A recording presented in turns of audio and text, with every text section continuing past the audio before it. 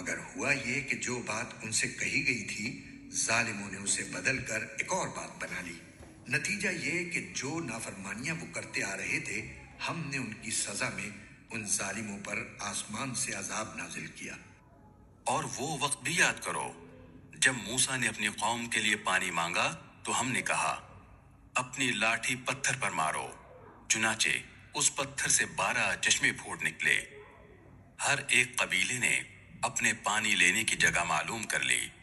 ہم نے کہا اللہ کا دیا ہوا رزق کھاؤ پیو اور زمین میں فساد مچاتے مت پھرنا۔ اور وہ وقت بھی جب تم نے کہا تھا کہ اے موسیٰ، ہم ایک ہی کھانے پر صبر نہیں کر سکتے، لہٰذا ہماری خاطر اپنے پروردگار سے مانگیے کہ وہ ہمارے لیے کچھ وہ چیزیں پیدا کرے جو زمین اگایا کرتی ہے، یعنی زمین کی ترکاریاں، اس کی ککڑیاں، اس کا گندم، اس کی دالیں اور اس کی پیاز۔ موسیٰ نے کہا جو غذا بہتر تھی، کیا تم اس کو ایسی چیزوں سے بدلنا چاہتے ہو جو گھٹیا درجے کی ہیں؟ خیر، ایک شہر میں جا اترو تو وہاں تمہیں وہ چیزیں مل جائیں گی جو تم نے مانگی ہیں۔ اور ان یہودیوں پر ذلت اور بے کسی کا ٹھپا لگا دیا گیا اور وہ اللہ کا غضب لے کر لوٹے۔ یہ سب اس لیے ہوا کہ وہ اللہ کی آیتوں کا انکار کرتے تھے اور پیغمبروں کو ناحق قتل کر دیتے تھے۔ یہ سب اس لیے ہوا کہ انہوں نے نافرمانی کی اور وہ بے حد زیادتیاں کرتے تھے۔ حق تو یہ ہے کہ جو لوگ بھی، خواہ وہ مسلمان ہو یا یہودی یا نصرانی یا صابی، اللہ اور آخرت کے دن پر ایمان لے آئیں گے اور نیک عمل کریں گے، وہ اپنے پروردگار کے پاس اپنے اجر کے مستحق ہوں گے اور ان کو نہ کوئی خوف ہوگا نہ وہ کسی غم میں مبتلا ہوں گے۔ اور وہ وقت یاد کرو جب ہم نے تم سے تورات پر عمل کرنے کا عہد لیا تھا اور کوہ طور کو تمہارے اوپر اٹھا کھڑا کیا تھا کہ جو کتاب ہم نے تمہیں دی ہے اس کو مضبوطی سے تھامو اور اس میں جو کچھ لکھا ہے اس کو یاد رکھو تاکہ تمہیں تقوی حاصل ہو۔ اس سب کے باوجود تم دوبارہ راہ راست سے پھر گئے۔ چنانچہ اگر اللہ کا فضل اور رحمت تم پر نہ ہوتی تو تم ضرور سخت نقصان اٹھانے والوں میں شامل ہو جاتے۔ اور تم اپنے ان لوگوں کو اچھی طرح جانتے ہو جو سنیچر سبت کے معاملے میں حد سے گزر گئے تھے۔ چنانچہ ہم نے ان سے کہا تھا کہ تم دھتکارے ہوئے بندر بن جاؤ۔ پھر ہم نے اس واقعے کو اس زمانے کے اور اس کے بعد کے لوگوں کے لیے عبرت اور ڈرنے والوں کے لیے نصیحت کا سامان بنا دیا۔ اور وہ وقت یاد کرو جب موسیٰ نے اپنی قوم سے کہا تھا کہ اللہ تمہیں حکم دیتا ہے کہ تم ایک گائے ذبح کرو۔ وہ کہنے لگے کیا آپ ہمارا مذاق بناتے ہیں؟ موسیٰ نے کہا میں اس بات سے اللہ کی پناہ مانگتا ہوں کہ میں ایسے نادانوں میں شامل ہوں جو مذاق میں جھوٹ بولیں۔ انہوں نے کہا کہ آپ اپنے رب سے درخواست کیجئے کہ ہمیں صاف صاف بتائے کہ وہ گائے کیسی ہو۔ اس نے کہا اللہ فرماتا ہے کہ وہ ایسی گائے ہو کہ نہ بہت بوڑھی ہو نہ بالکل بچی،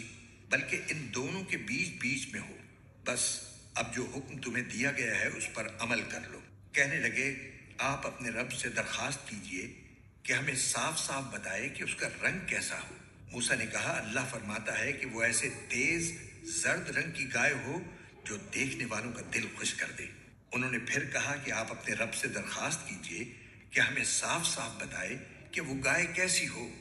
اس گائے نے تو ہمیں شبے میں ڈال دیا ہے اور اللہ نے چاہا تو ہم ضرور اس کا پتہ لگا لیں گے۔ موسیٰ نے کہا اللہ فرماتا ہے کہ وہ ایسی گائے ہو جو کام میں جٹ کر زمین نہ گاہتی ہو اور نہ کھیتی کو پانی دیتی ہو، پوری طرح صحیح سالم ہو جس میں کوئی داغ نہ ہو۔ انہوں نے کہا ہاں اب آپ ٹھیک ٹھیک پتہ لے کر آئے۔ اس کے بعد انہوں نے اسے ذبح کیا جبکہ لگتا نہیں تھا کہ وہ کر پائیں گے۔ اور یاد کرو جب تم نے ایک شخص کو قتل کر دیا تھا اور اس کے بعد اس کا الزام ایک دوسرے پر ڈال رہے تھے اور اللہ کو وہ راز نکال باہر کرنا تھا جو تم چھپائے ہوئے تھے۔ چنانچہ ہم نے کہا کہ اس مقتول کو اس گائے کے ایک حصے سے مارو۔ اسی طرح اللہ مردوں کو زندہ کرتا ہے اور تمہیں اپنی قدرت کی نشانیاں دکھاتا ہے تاکہ تم سمجھ سکو۔ اس سب کے بعد تمہارے دل پھر سخت ہو گئے، یہاں تک کہ وہ ایسے ہو گئے جیسے پتھر، بلکہ سختی میں کچھ ان سے بھی زیادہ، کیونکہ پتھروں میں سے کچھ ایسے بھی ہوتے ہیں جن سے نہریں پھوٹ بہتی ہیں اور انہی میں سے کچھ وہ ہوتے ہیں جو خود پھٹ پڑتے ہیں اور ان سے پانی نکل آتا ہے۔ اور انہی میں وہ پتھر بھی ہیں جو اللہ کے خوف سے لڑک جاتے ہیں، اور اس کے برخلاف جو کچھ تم کر رہے ہو اللہ اس سے بے خبر نہیں ہے۔ مسلمانوں، کیا اب بھی تمہیں یہ لالچ ہے کہ یہ لوگ تمہارے کہنے سے ایمان لے آئیں گے؟ حالانکہ ان میں سے ایک گروہ کے لوگ اللہ کا کلام سنتے تھے، پھر اس کو اچھی طرح سمجھنے کے بعد بھی جانتے بوجھتے اس میں تحریف کر ڈالتے تھے۔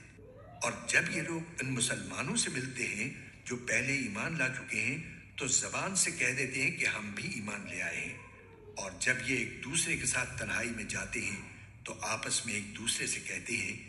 کہ کیا تم ان مسلمانوں کو وہ باتیں بتاتے ہو جو اللہ تعالیٰ نے تم پر کھولی ہیں، تاکہ یہ مسلمان تمہارے پروردگار کے پاس جا کر انہیں تمہارے خلاف دلیل کے طور پر پیش کریں؟ کیا تمہیں اتنی بھی عقل نہیں؟ کیا یہ لوگ جو ایسی باتیں کرتے ہیں یہ نہیں جانتے کہ اللہ کو ان ساری باتوں کا خوب علم ہے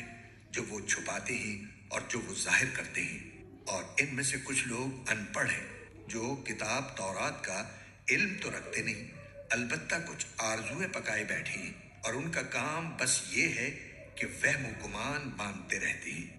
لہٰذا تباہی ہے ان لوگوں کی جو اپنے ہاتھوں سے کتاب لکھتے ہیں پھر لوگوں سے کہتے ہیں کہ یہ اللہ کی طرف سے ہے تاکہ اس کے ذریعے تھوڑی سی آمدنی کما لیں۔ بس تباہی ہے ان لوگوں پر اس تحریر کی وجہ سے بھی جو ان کے ہاتھوں نے لکھی، اور تباہی ہے ان پر اس آمدنی کی وجہ سے بھی جو وہ کماتے ہیں۔ نحمده ونصلي على رسوله الکریم۔ اعوذ باللہ من الشیطان الرجیم، بسم اللہ الرحمن الرحیم۔ میرے پیارے دوستوں، بھائیوں، آپ کا بھائی ذائق ہاشمی آج کا سیشن نمبر 6 چیپٹر نمبر 2 سورہ بقرہ آپ لوگوں نے تلاوت سنی اور ترجمہ سنا ورسز 59 سے لے کے 79 تک کا۔ اس کے اندر اللہ تبارک و تعالیٰ نے 8 ٹاپکس کا ذکر کیا جس میں 2 واقعات بتائے ہیں۔ ایک جس میں بنی اسرائیل کو منع کیا گیا تھا کہ شکار نہیں کرنا مچھلیوں کا ہفتے والے دن، تو وہ کرتے کیا تھا کہ وہ ہفتے کو شکار تو نہیں کرتے تھے، وہ ہفتے کو ان کو ایک بند باندھ کے ان کو کنفائن کر دیتے تھے اور شکار اگلے دن کر لیتے تھے۔ تو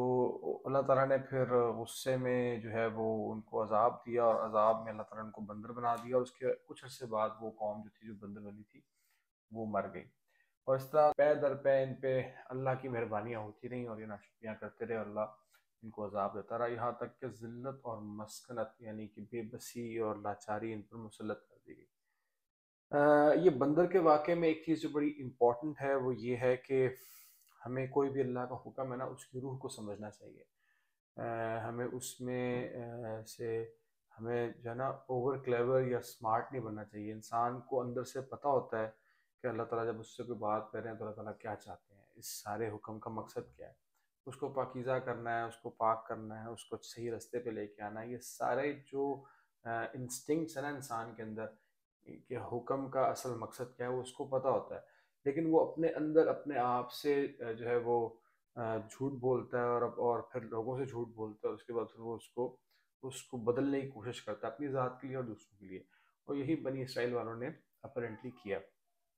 دوسرا ذکر ہے بکرے کے ذبیحہ کا، کہ ایک گائے تھی، بکرا بقرہ یعنی کہ گائے، جس کو عربی میں گائے کہتے ہیں، ویسے تو بکرا جو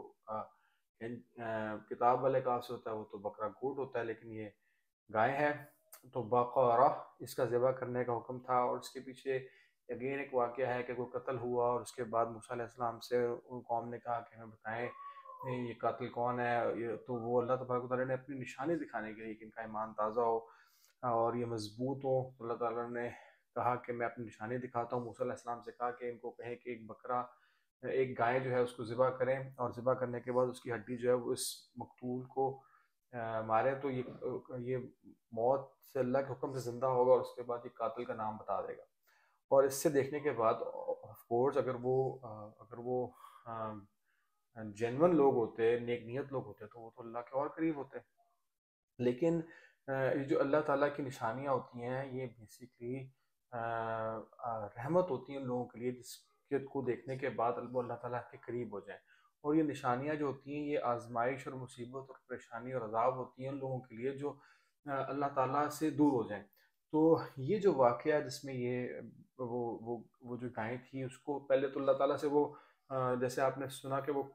کوشچن پہ کوشچن کر رہے ہیں، اللہ تعالیٰ انہیں کہہ رہے ہیں کہ موسیٰ علیہ السلام کے تھرو کہ انہیں کہیں کہ گائے ذبح کریں، اور وہ آگے سے پوچھ رہے ہیں اس کا رنگ کیسا ہو، وہ کتنی بڑی ہو، کتنی عمر کی ہو، ایسے ہو ویسے ہو، مطلب لنگر آن کر رہے ہیں۔ تو اس کے بعد وہ ہیلے بہانے کر رہے ہیں سمہا، اور اس کا ذکر قرآن میں پھر آیا بھی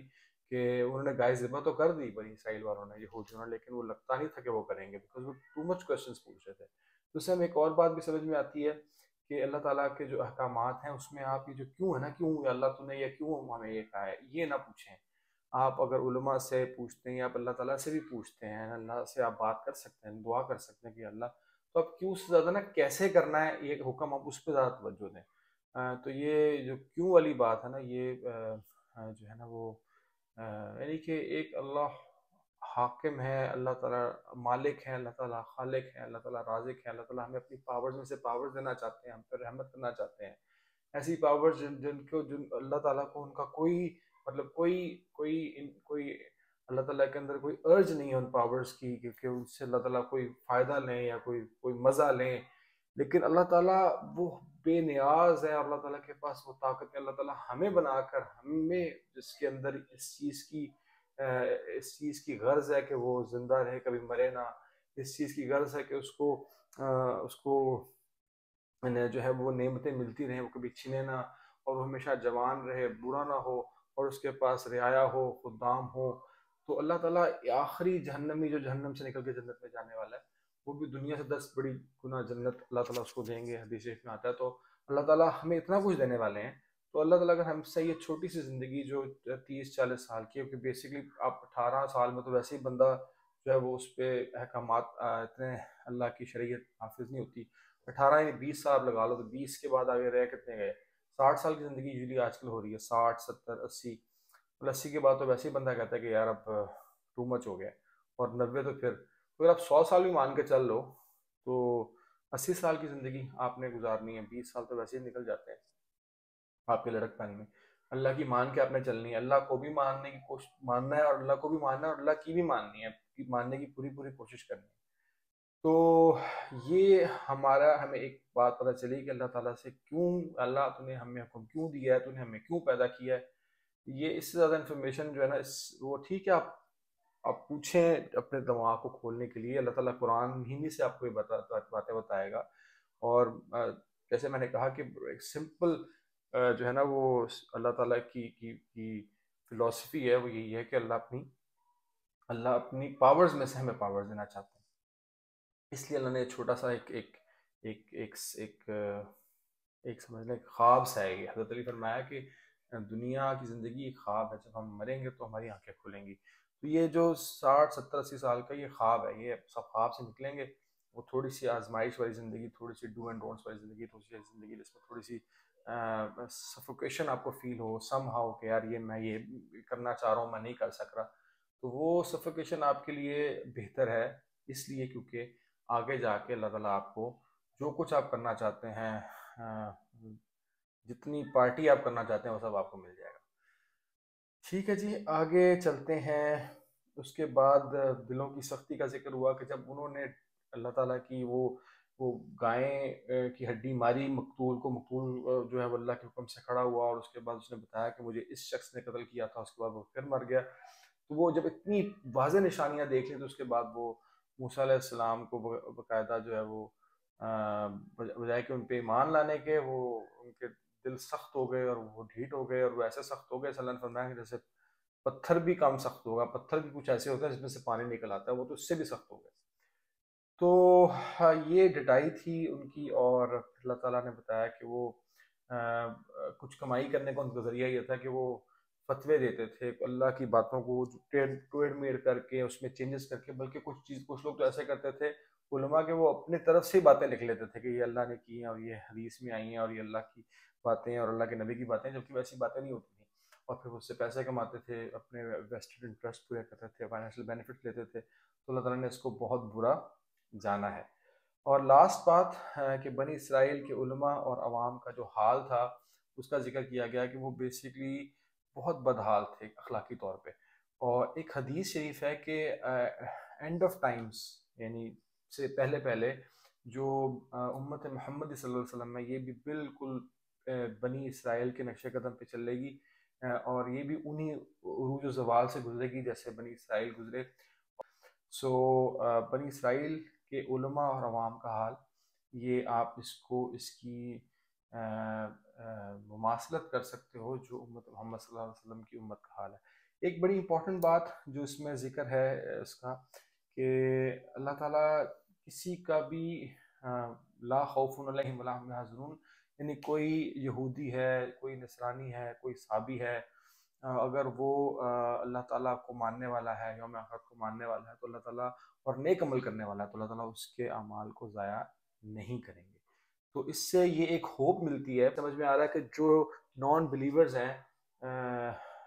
اور وہ اگر اللہ کو مانتے ہیں، نان بلیور کس طرح سے، کہ جن کو ہم آج کل نان بلیور کہتے ہیں، کہ جو ابھی تو یہ ہے نا کہ اللہ تعالیٰ کو ماننا ہے، حضور پاک علیہ السلام کو آخری نبی ماننا ہے، اور اس کے بعد آپ نے اللہ تعالیٰ جو ہے کو ایک ماننا ہے، شرک نہیں کرنا، اور آخرت پہ ایمان لے کے آنا ہے۔ تو اس ساری اس میں کچھ علماء کا یہ کہنا ہے کہ حضور پاک علیہ السلام کو آخری نبی ماننا یہ امبیڈڈ ہے، یہ بھی شرط ہے۔ اور کچھ علماء جو ہے وہ یہ کہتے ہیں کہ نہیں، یہ اللہ تعالیٰ کی رحمت ہے، اس میں یہ بات شرط نہیں ہے، صرف اللہ کو ماننا ضروری ہے اور آخرت کو ماننا ضروری ہے، اور اس کے بعد پھر جو ہے وہ نیک عمل کرنا ضروری ہے، تو اللہ تعالیٰ ایسے لوگوں پہ اپنا کرم کریں گے۔ تو واللہ عالم رسول عالم ہے اس میں کیا بات سچ ہے کیا نہیں، کیونکہ اللہ تعالیٰ میں جو اللہ کو سمجھاؤں گا، اللہ تعالیٰ تو موقع ڈھونڈیں گے اپنے بندوں کو بخشنے کے لیے جن کے اندر اچھائی ہیں، اور آپ اپنی دنیا میں اپنی رائٹ پہ سے بہت سے سو کال نان بلیورز دیکھتے ہیں جو ہیں تو یہودی، نصرانی، عیسائی اور بدھ مت، اور جو ہے وہ آگ پرست اور سارے اس طرح کے، لیکن وہ بہت اچھے لوگ ہیں۔ تو یو نیور نو کہ موت سے پہلے اللہ تعالیٰ ان کو جو ہے وہ حقیقی ایمان دے دے، جس کے اندر وہ اللہ تعالیٰ پر ایمان لائیں، آخرت پر ایمان لائیں، حضور پاک علیہ السلام کو آخری نبی مانیں، اور اعمال انہوں نے تو پہلے نیک کیے ہوئے ہیں کہ لوگوں سے اچھے سے بات کرنا، کسی کو دکھ نہ دینا، جھوٹ نہ بولنا، اینڈ تھنگس لائک دیٹ، جو کہ کامن اچھے کام ہیں، تو اللہ تعالیٰ ان کو معاف کر دے۔ اور بہت سے آپ کو ایسے مسلمان ملیں گے، بہت سے بلیورز ایسے ملیں گے دنیا میں جو انتہائی بدبخت قسم کی پرسنالٹیز ہیں، اور وہ جو ہے وہ مطلب اپنے آپ کو مسلمان کہتے ہیں، اور وہ امت محمدی کا دعوت کے دعوے دار ہوتے ہیں، اور ہو سکتا ہے کہ اللہ کو بہتر پتہ ہے کہ اللہ تعالیٰ موت سے پہلے جو ہے وہ ان کا ایمان سلب کر لے، کیونکہ جو موت کا وقت ہے اس میں شیطان آئے گا، اور آنے کے بعد حدیث میں آتا ہے کہ وہ بہت ساری ایسی آپ کو باتیں کرے گا جس میں آپ کا ایمان جو ہے وہ سلب ہونے کی چانسز ہیں۔ تو اللہ تعالیٰ سے ہم یہی دعا کرتے ہیں انشاءاللہ اس سیشن کے اینڈ پہ کہ اللہ تعالیٰ سے جو حق بات اللہ اس پہ چلنے والا بنائے، جو بات حق نہیں ہے اللہ تعالیٰ اس سے پرہیز فرمائے ہم سب کا، ہمارا ایمان جو ہے اس کی حفاظت فرمائے، ہمارا خاتمہ ایمان پہ، اور جو ہمارا آخری وقت ہو، آخری عمل ہو، تو ہمیں کسی قسم کا کوئی ڈپریشن، کوئی سیڈنس نہ ہو، ہم خوشی آئیں، خوشی دنیا سے جائیں، اور ہمارے زبان پہ کلمہ طیبہ لا الہ الا اللہ محمد رسول اللہ جاری ہو، ہمارے دل میں یہ بات کا یقین ہو کہ ہم نے اٹھنا ہے، ہم اللہ کے پاس جا رہے ہیں، اللہ ہم پہ اپنی رحمت کرے گا، اللہ ہمیں معاف کرے گا۔ اس طرح کی موت اللہ تعالیٰ ہمیں دے، اور ہمارا آخری عمل جو ہے وہ خوبصورت ترین عمل ہو، کہ حدیث میں بھی آتا ہے کہ آپ جو عمل کر رہے ہوتے ہیں اسی عمل پہ آپ اٹھیں گے جو عمل آپ کرتے ہوئے دنیا سے جاتے ہیں۔ تو ہم بس اچھا عمل کرتے ہوئے جائیں۔ اس ساری بات کے ساتھ، دعاؤں کے ساتھ، سبحان اللہ و بحمدہ، سبحانک اللہ و بحمدک، اشہد ان لا الہ الا انت استغفرک و اتوب الیک۔ آج کا سیشن اختتام پذیر ہوتا ہے۔ اپنے کمنٹس ضرور بتائیے گا، اب جو بات آپ کو پوچھنی ہو وہ ضرور پوچھیے گا۔ میں again I am not a scholar, I'm a normal student of Islam, and I'm just trying to get friendship with Quran, and I'm trying کہ جو میرے اور دوست بھائی بہن ہیں وہ بھی قرآن سے دوستی کریں اگر ابھی تک انہوں نے دوستی نہیں کی، اس سے پہلے کہ دنیا سے جانے کا ہمارا وقت آ جائے۔ تھینک یو ویری مچ، السلام علیکم۔